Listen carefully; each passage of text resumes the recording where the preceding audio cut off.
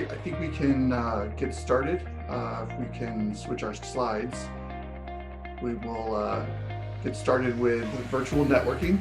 And we'll start out with just a little introduction so we can build a little bit of a relationship real quick. On the next slide, my name is Brian Alvarado. I am the Deputy Director of Workforce Development on the Military Spouse team at Hiring Our Heroes. I'm a recovering business executive turned nonprofit staffer. I am a military spouse, proud Navy spouse. I'm a gadget geek and an amateur kitchen genius, but being stuck at home these days, I'm getting better at the kitchen part. I have spent many years as a military spouse professional network lead as a volunteer out in San Diego before becoming a staffer at Hiring Our Heroes. I've served as a U.S. Navy Command Ombudsman and a Family Readiness Group president. And I say all that just so you guys know where I'm coming from in my life and how important employment opportunities and employment readiness is to me in reference to the military community. So I want to just welcome everybody and for joining us today. And I'm excited to talk to you guys about virtual networking and how to successfully utilize social media. Next slide. All right, so today we're going to discuss what a network is and what it should look like. We're going to talk about learning how to use social media sites to expand your network and to build new connections. And we're also going to develop different strategies for using Facebook, Twitter, and other social media sites in your job search. But first, we're going to talk about networking and what that is and what it should look like for you in your life. Next slide. All right. The ability to lead is directly affected by the networks that a leader builds. Leaders achieve success for themselves and their organizations, not only because of their own abilities, knowledge, and skills, but also through their relationships with others. The important piece that I want everybody to take away from this moment is that networking is a lifelong effort.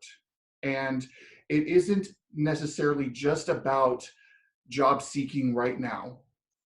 It could be about after you get that job and how you're going to help the next person or the next person or someone 15 years from now. So as we go through this slide deck today and through this training, I want everybody to remember that right now it's important for you in your job seeking efforts, but remember that this is a lifelong effort and it's something that you could take with you, this network you could take with you everywhere you go throughout your life. Next slide. This I start out this course by talking about this one quote because there are several things in my personal life that changed my mind and changed my life and opened myself up to understanding how to be a better public speaker, how to interact with people, and to grow professionally myself. And one of them was this quote that I heard a fellow military spouse and veteran say at a conference several years back. And the quote is, "Be a real person interested in another real person." And if you really take a moment and think about that, like say it in your head, be a real person interested in another real person. This is really, truly important in how we learn to communicate better with each other and with people that we don't know. And that's a key factor in building networks. It's understanding that when you go up to somebody, whether it's a recruiter or a peer or somebody who you just want to get to know because you seem like a good person, understand that they also have that little voice in the back of their head that's always asking the same questions that yours is asking. For example, right now, in the back of my head, I'm wondering if I sound all right. Are people interested in what I have to say? Do people understand what I'm saying? And those questions are constantly going on in the back of my head. And when I go up to somebody and talk to them, I have to remember that they are going through the same thing. They are actually a real person just like me.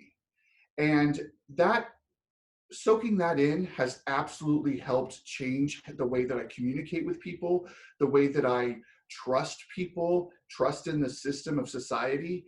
And it's really helped create a positive energy around networking for me. So I want you guys to take that with you. Be a real person interested in another real person. Next slide. All right. There are 3 steps to making what makes a successful network. The first step is, I think, one of the biggest priorities in building and maintaining a network, and that is that good networks are open networks. Open networks are those where people are not all connected to each other. This creates what's called a structural diversity in a leader's network. Leaders with open networks are more likely to hear new information before others. They are better able to merge dissimilar ideas and capitalize on opportunities that require this integration. They tend to perform better, are promoted more rapidly, enjoy greater career mobility, and adapt to change more effectively. And what this really looks like is, this is really especially pertinent in the military community. Those of us who have either served or have been married to a service member, and we live on base, and we get ourselves in this very, very tight tunnel vision of the military community. We socialize with other people in the military community. We speak the language that other people speak in the military community. It's comforting to us. We know what PCS means. We know what BAH means. We know what all of these things are that we have in common with each other. But the problem with that is that that is a closed network. Everybody understands the same things. Everybody talks about the same things. Everybody pretty much has the same knowledge that's in that same community. What we need to do is open ourselves up to people who are experiencing different things in life, different paths that they have lived and that they continue to thrive in, and learn about that. Because again, like I said before, networking is a lifelong effort, and it isn't always necessarily about what somebody can do for you right now.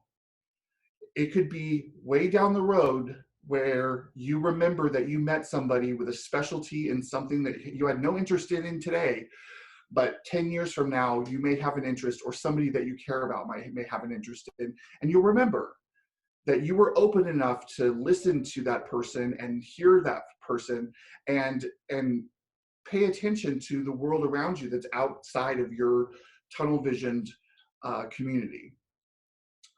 Step 2. Next slide. Also, in relation, step 2, good networks are diverse networks. Connections that cross critical boundaries in the organization provide additional diversity and many of the same advantages of open networks. Much of the work of a leadership involves working across vertical, horizontal, stakeholder, demographic, and geographic boundaries for group and organizational success. Individual leaders' network connections form the bridges that span these boundaries and allow for collective action. Now, what this means is, in relation to step 1, we need to remember to keep an open mind when we're talking to other people. I am telling you right now, I am right 100% of the time, never. That's not a thing. I'm not always right. Nobody's always right. There's all kinds of amazing opportunity and amazing opinions and voices out there in this world that if you open yourself up and pay attention to, you're going to soak in all kinds of knowledge. You're going to soak in all kinds of diversity. Because remember, what we talked about 10 years down the road, you may grow, you may change, you may evolve into somebody that you never even knew you could be. And following these steps and creating an open and a diverse network is going to give you an opportunity. It's going to give you many opportunities to grow as a person, to build relationships, and to really truly find a place for yourself among the world. Next slide. This one is really important. And I put it at step 3 because it really leads into what social media can do for your networking. Step 3 is good networks are deep networks. And this means putting a little bit of effort into building relationships. Leaders who build deep relationships, deep quality relationships with others, are able to exchange information, resources, and skills with people from different backgrounds. These deep relationships provide valuable perspective and resources, including social support, camaraderie in the workplace. Building high quality relationships with others is estimated to be 4 times the predictor of performance than any other network predictors. Now, deep networks can be time consuming. And I'm telling you this from personal experience. It can be overwhelming trying to keep up with everybody that we meet, especially those of you in the military community, those of us in the military community. We move every 18 months to 3 years and we meet a whole new community of people. But what happened to Bobby from 3 weeks ago that was my best friend across the street? Now I'm never going to see him again, but how can I keep up with him? And social media is one of those great ways, great tools that we have now that we didn't have 10, 15, 20, 50 years ago. But we have to remember that the time that it takes is incredibly important. We all have priorities in our lives. We have our families, we have our jobs, we have service to our nation. We have all kinds of things that take up time, important time in our lives. Networking and creating open, diverse, and deep relationships can be a part of that time. It should be a part of that time. It should be an important part of that time, but it shouldn't be an exorbitant amount of time. It's your decision, your timing, what's important to you is going to matter how much time you actually spend building these networks and maintaining these networks. Now, a deep network can look like something as simple as meeting somebody at a hiring fair or a networking reception and exchanging some conversation. You find out there's a common interest and you exchange business cards and you find each other on LinkedIn. There's nothing that person necessarily could have done for you in that moment. There's nothing that you could have done for them in that moment, but you thought that person was interesting, was smart, was somebody that you'd like to keep a relationship going. So how would you do that, right? How would you keep that relationship just deep enough that they will remember you when you go to them because you remember that they specialize in something that you now have an interest in? And LinkedIn, Facebook, Twitter, social media in of itself as a whole can be the way that you maintain these relationships. The deep part is how you choose to conduct yourself in this manner. What I like to do is every morning when I have my coffee and my newspaper, I log into LinkedIn and I log into Facebook and I pay attention to 2 things. On Facebook, I pay attention to whose birthday it is. And I send a little note that says, happy birthday, because I think it's nice. I think it makes people feel good on their birthday. And who doesn't want to feel good on their birthday, right? So it also lets them remember me. It's a little ping on their end that says, oh, Brian, I remember Brian. He works at Hiring Our Heroes. He's doing great things. He's doing this, he's doing here, he's doing that. It pings a little memory to get them to remember me and who I am.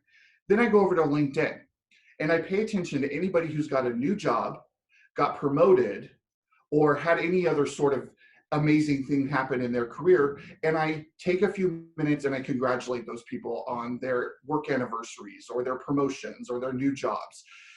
That is incredibly important for the professional side of social media and networking, right? We're paying attention to the people who are doing great things in their jobs and their careers.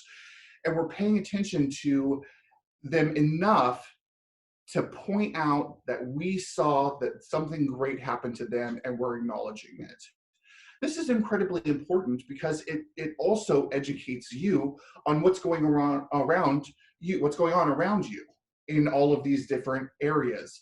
So for example, this morning I logged into LinkedIn and I saw that several people had been promoted. And now I'm paying attention to these people and knowing briefly what they're doing, where they're working, what their position is.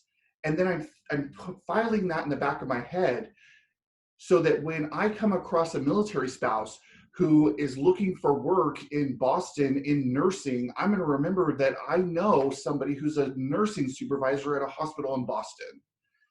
And then I can be that person that says, hey, I know somebody and I can make a connection for you.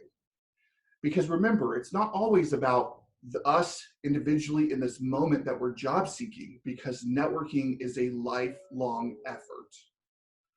All right, so how do we take a look at our own networks and evaluate them? I hope you have some pen and paper or something to take notes on. But the next screen usually is an in-person exercise, but I'm going to show you guys what to do, and then I'm going to give you guys some homework. So after this session, I want you guys to do this exercise, and then I'm going to call each and every one of you tonight and just make sure you did it. They gave me your phone numbers, so expect a phone call. Virtual networking, network diagnostic. This is a way for you to evaluate your network to get it from where it is to where it should be. And when you take a look at this design, you'll see that there are 6 different areas. And those areas are areas of your life. So for me, for example, the military is a huge part of my life, the military community. So that would be one area. My family is another area that's incredibly important in my life. So that would be another area. We are members of a boat club. And so that is something that we enjoy doing. It's a big part of our lives. We enjoy boating in the summer and the spring and in the fall. So the boat club and the people that we meet in the boat club would be a serious addition to one of my areas. So take a minute and write down some of these areas for you. Some other examples are church and religion. That's a big area for a lot of people. That is very important. Some people talk about college, their fraternities or their sororities as being an influential part of their life. And the point behind all of this is to find out in those areas who you are closest to and who you should be close to in those areas. And let me give you an example, a personal example. For me, I spent many years as a military spouse professional network volunteer when we were stationed out in San Diego. And the professional network was one of my areas. And on the graph, if you look closest to you, it's a note that says very close. This is where you would put the name of somebody you are very close to in this professional network. So I would put the name of my co-lead, the military spouse who helped me out, and we worked together to build this network. She was the person I talked to all the time. She was the person that I tossed back and forth. She was my ride or die, okay? Now, the next one is somebody that you're close to. For me, I was close to the person who worked at Hiring Our Heroes, who ran the program. Her name is Amanda Crow. Shout out to Amanda Crow. And I was close to her because she was the one that made the phone call. She was the one that gave us direction on what we should be doing as volunteers out in San Diego. Then I'm thinking, who else in this professional network could I be getting to know, who I could learn from, who I could get to know and grow from. And so the natural answer for that would be Elizabeth O'Brien, who was the senior director of the Military Spouse Professional Network, who Amanda worked for. I watched her from afar. I saw her speak at conferences. I watched her on LinkedIn, and she was fascinating. She was incredibly intelligent. She was a phenomenal speaker and a wise individual. And I was not close to her at all. I didn't know her at all, but I wanted to. And so I got to get to know her. I got to the place where I could network with her and get to know her. And then the distant, right? This would be somebody who's just so far out there that you may think it's not even possible that I would ever meet this person. And for me at the time was Dr. Jill Biden. She was the spouse of the former Vice President Joe Biden. And I was interested in getting to know her because I had heard her talk about military spouse employment and how important it was to our nation's armed forces to have financial and economic stability. And one of the ways of accomplishing that is meaningful employment for military spouses. And of course, my mind just exploded. And I was like, yes, this woman is speaking my language, but I'll never get to meet her. She's famous, right? So those are the people. That's the line for this particular area for me in one of those areas. Now, let me tell you why this is important. Because I started out knowing my co-lead, and then I got to know Amanda Crow. She was the one I was close to. And then I got to know and network with the one that was not close, Elizabeth O'Brien, who happens to now be the reason why I'm a staffer at Hiring Our Heroes. Because 5 years ago, I had no idea I'd ever be working at Hiring Our Heroes or living in Washington, D.C., but I am, and it's because I took the time to network and get to know up the chain in this particular area. Then the distant. I'm telling you guys, I was at a conference 2 years ago and in walked Dr. Jill Biden, and I have the pictures to prove it. So this is incredibly important because if you really work these networks and work these different areas of your life, you can use this throughout your life to be successful in your network. Okay, so that is what can happen when you utilize your network and build it and grow it. And keep in mind that they need to be open, they need to be diverse, and they need to be deep. So we'll add some time at the end if there are any questions. But remember, this is a homework assignment for you guys. So tonight or after this session, do this for yourself, please, because it will help you down the road. It really will help change the way that you network and the way you think about spending the time that you have to network, and it will lead you into success. All right, next slide. All right, so I know everybody get a giggle out because it's Ariel on your screen, right? Everybody's favorite mermaid, but this is a really important moment. Why use social media to network?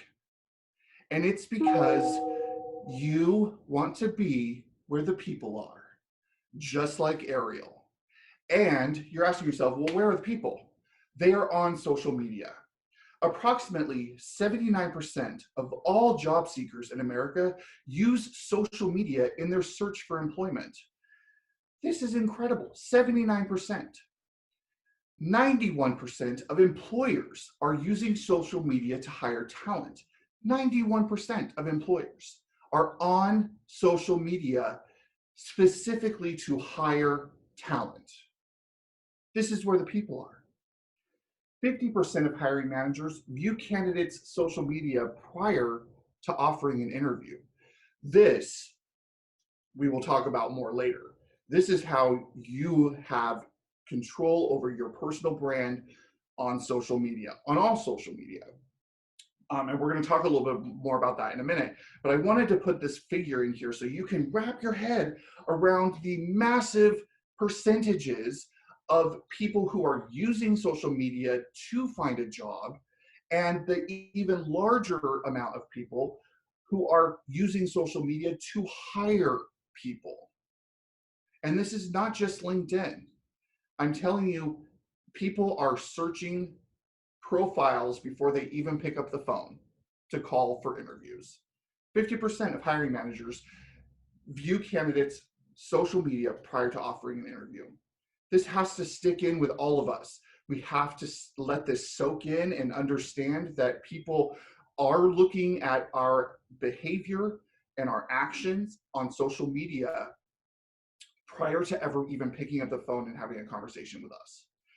Super important. So one more time, Ariel, why use social media? Because you want to be where the people are. Next slide. All right, so we have 3 pillars of success in using social media for your job search. First is building connections. We've been talking about this since we started our chat this afternoon. Connections, relationships, networking, this is all incredibly important. But how do you do it online? In the past, keeping up with so many different connections could be a challenging task, but social networking sites have greatly simplified the process.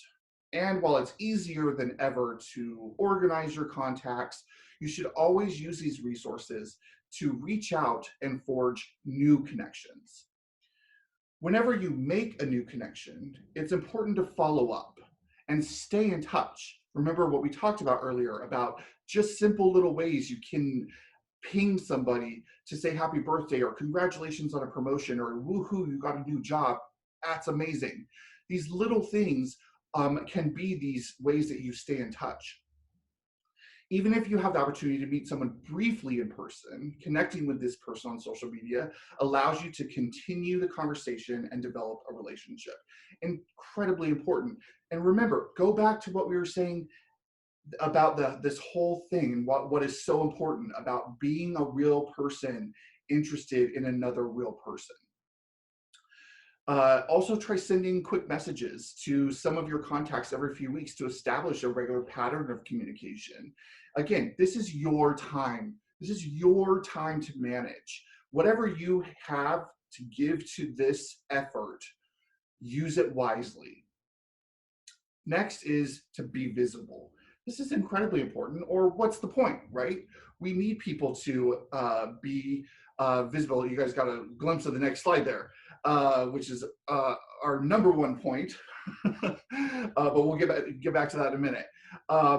Being visible on social media, right? We want employers to find us in our job search. We want employers to, we want to show up in their searches. We want them to see what our personalities are. We want them to see that we are proud Americans, that if you served, then that's something you're proud of, your service to our nation. If you're a military spouse, being proud of being a military spouse is a different thing now than it used to be before, because we're changing the conversation around military spousal employment as a nation. It's not something we have to hide behind anymore. It's important to remember that you're not the only person looking to make new connections online. As more and more employers turn to social media for recruiting, you'll need to make sure you have a visible online presence. It should be easy for employers to find and connect with you across a variety of social networks. Don't be content simply following the conversation. Work hard to be a known voice in different communities.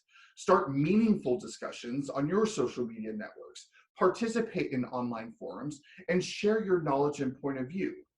I don't know if you guys can tell, but I'm incredibly passionate about employment opportunities for our veterans, our transitioning service members, and our military spouses. So I spend my time that I allot myself for networking to talk about this to the world, because the military community is 1% of a large, huge social country. There is 99% of the world out there that is different than what we know. And so I tend to spend my time sharing with people who are not in the military community about how amazing the military community is and why you should hire them. So that's how I choose to spend my time, but I do it through having conversations, writing articles and blogs on LinkedIn, making sure that people understand when there are wins. Wins are important. Talk about the wins, talk about the challenges, but also talk about the wins because people love a good success story, right? So remember, being a part of this conversation lets you be visible, let your voice be heard, and that's incredibly important.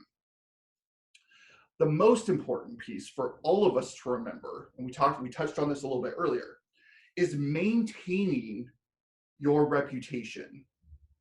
Whenever you apply for a job, remember what we talked about earlier, there's a 50% chance that that hiring manager will try to learn more about you through social media before they even pick up the phone to call you.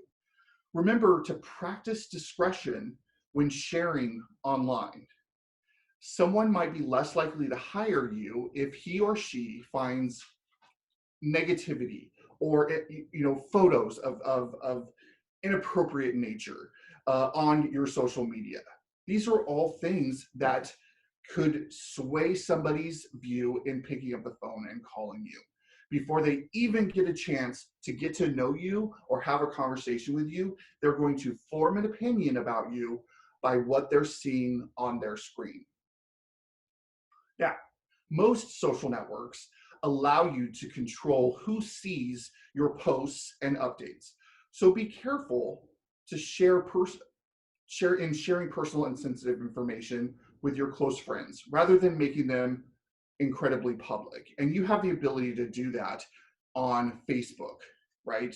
So you can change your privacy settings. And if anybody has any questions on how to do that, drop them in the Q&A. And if we don't answer them online, I'll make sure to email you a document that talks about how you can do that. But take the time to modify those privacy settings so that it will prevent you from sharing too much information with potential employers. So those three pillars are going to be how you are successful in using social media for job seeking. Build those connections, make sure you're visible and a part of the conversation, and maintain your reputation online. Next slide. All right, we're gonna do some awesome rapid fire strategies. This is my absolute favorite because I like to be a little bit silly. I think it helps build our relationship, but this is what you should and should not have as a professional headshot throughout your social media accounts. That is me in Hawaii at my favorite burger joint, enjoying a giant avocado burger. That should not be my profile picture anywhere, especially not on LinkedIn or anywhere that I have a public social media account that somebody can search when I'm job seeking. But the one next to it, that is a professional headshot. And when the world gets back to normal and hiring our heroes gets back to our events, no, it's not the cheeseburger factory. It's a private little mom and pop shop. But when we all get back to our normal events that happen throughout Hiring Our Heroes programming, we offer free headshots for LinkedIn at almost all of our programming. So take advantage when social distancing becomes a thing of the past and we get to get back together. Remember that we offer those professional headshots if you don't have one. It's incredibly important. It's a first impression. It's an absolute important feature and an important strategy behind your job seeking efforts on social media. Number two, send personal messages to anyone you don't know while you're asking for a connection, and be intentional with your requests. This is incredibly important because we don't want to overwhelm people. We want to be incredibly intentional.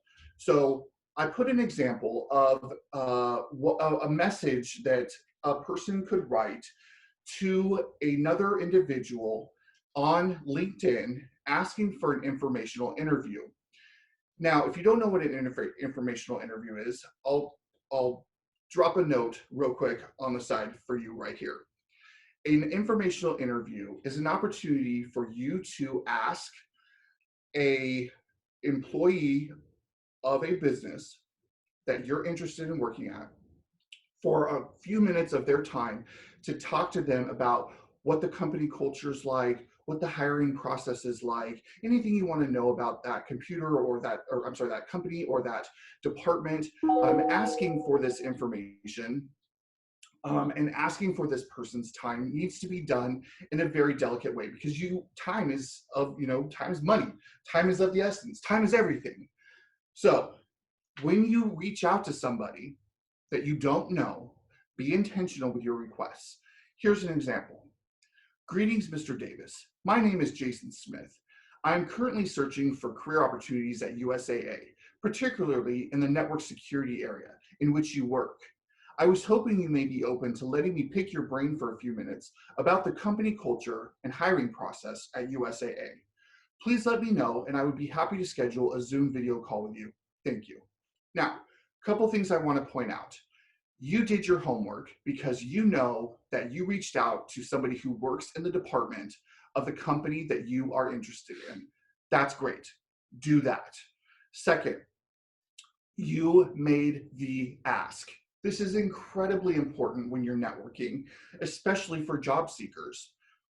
What is it that you want? I mean, this is a part of your elevator pitch, right? How are you conveying to people what it is that you would like to be doing right now, and why are you the right person to be doing it?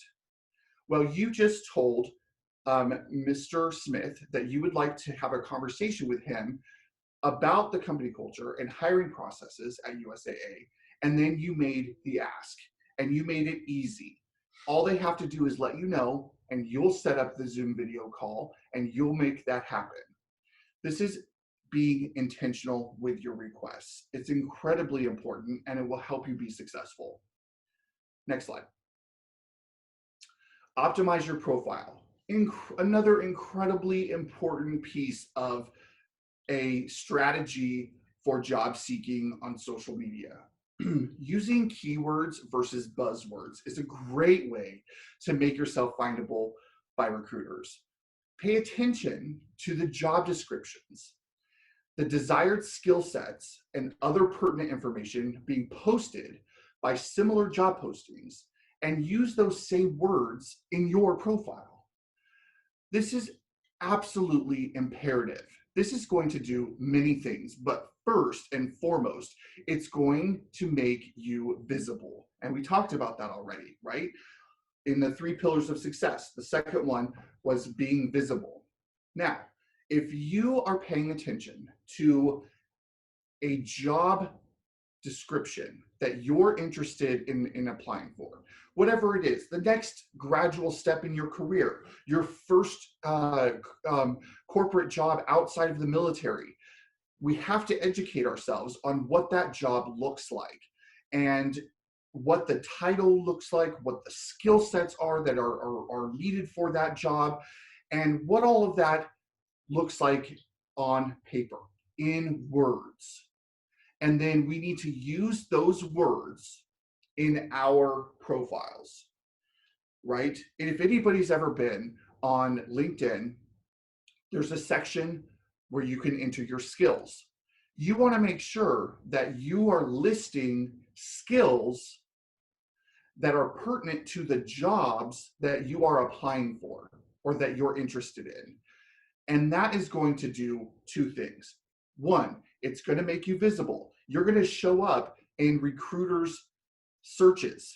So these recruiters can reach out to you instead of the other way around. That's gold, right? And 2, it's going to show them that you're paying attention and that you have the skills that they are trying to find. That's incredibly important. That means you're speaking the same language. That solves so many problems right out the gate, right? When you can have a conversation, you understand, you did your research, you understand what the language is, you understand what the skill sets are, and you are the right person for that job.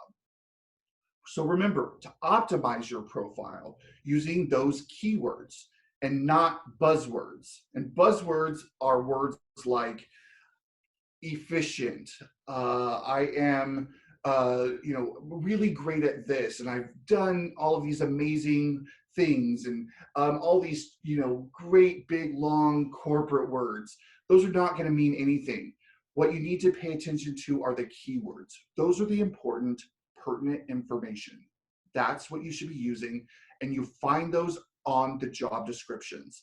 So do your research and use those keywords versus the buzzwords. Number 4, be a thought leader on Twitter. While LinkedIn is a great place to show off your professional experience, Twitter is a great place to establish yourself as a thought leader in your industry. So you could focus less on your personal accomplishments and more on sharing great articles about your field, commenting on news in your industry, and having a conversation with other major players. Remember, we talked about this a little bit earlier. Paying attention to what's going on in your industry or your industry of choice that you're looking to break into. Become a leader and become a thought leader. Have conversations about it. This is going to open up a whole lot of opportunity for you and have people to speak with and pay attention to what you're saying. And that all creates opportunity. And Twitter's a great place to utilize this particular topic. Next slide. Super fast, rapid fire strategies. My favorite part. Follow major players in your field. Again, pay attention to the companies. Pay attention to the people who are executives. Pay attention to those people on that ring that's out here, that is in dreamland, but maybe you can get there if you do the right thing, if you market yourself and network in the right ways. So follow major players in those in your field of choice. Follow and interact with your dream companies. Look, Hiring Our Heroes is my dream company, and I followed it for years before I became a staffer and a volunteer because I care about the work that they were doing. And I will follow them even after I leave if I ever do. But the dream company is the effort, something that's you're passionate about the work. And make sure you're following what they're working on so that you can have conversations, even if you don't work there yet. Know what's going on at that company. Pay attention to what they're doing and what's important to them, because if you can have that conversation with them, chances are they're going to be open to having greater conversations and more conversations with you. This is important. Don't over interact. Remember, there's a balance here. You need to pick what's important to you, how much time you spend doing social media and networking, but don't overdo it, right? We don't want to be irritating and we don't want to come off as aggressive. So make sure you're keeping a good balance. Make professional statuses updates public on Facebook. We talked about this earlier on how you can utilize Facebook for social media and keeping up with friends and family, and you have the power to make those posts private. But then when you come along and say, hey guys, I'm going to do a webinar tomorrow on the importance of virtual networking and utilizing social media, you'll want to make that particular post public, and you can do that very easily. And I even had to be reminded yesterday on somebody when I posted on my Facebook about this particular webinar. I completely forgot about it, and somebody had to remind me. So it's okay. We're not always going to remember everything all the time, but pay attention. Also, show some personality. This is important, and again, it's all about balance, right? We want people to want to get to know us. We want people to pay attention to us when we're talking about something that we're passionate about. We want hiring managers to find us and be interested in picking up the phone and calling us. So show some personality. Tell the world, tell hiring managers who you are, but do it in a responsible way that manages your brand in the best way possible. Reconnect with people that you do know. Remember, we talked about this again a little bit earlier, but this networking is not always necessarily about what's happening today. It could be about 5 years from now, 10 years from now, 15 years from now, 40 years from now. And it's not always about what's important for you. It's also about what's important for those around you and how you can help connect them. So making sure that we are reconnecting with people that we knew in college, people that we used to work with. Remember, these easy touch points can help keep your network open, keep it diverse, and keep it deep. Don't forget to interact in Facebook and LinkedIn professional groups. Also, super important to pay attention to what's going on in your industries, in your geographical locations, what's going on, in business, in corporations around your community. What are people doing? What are people engaging in? Um, it's important to be a part of those conversations. So interact. Don't just join them, but actually interact and have conversations with people. And last but certainly not least is be intentional and have a plan. This is the most important piece, guys. I know I said a lot of this is important because I'm passionate about it, and I think it is incredibly important for our veterans and our service members who are getting ready to separate, and our military spouses. I think employment is one of the most important things about how we live our lives and build security for ourselves. But you have to be intentional and you have to have a plan. Sit down, think about it. Think about that exercise that I gave you guys earlier about how to diagnose your network and how to get yourself from A to B. It's incredibly important. Be intentional and have a plan.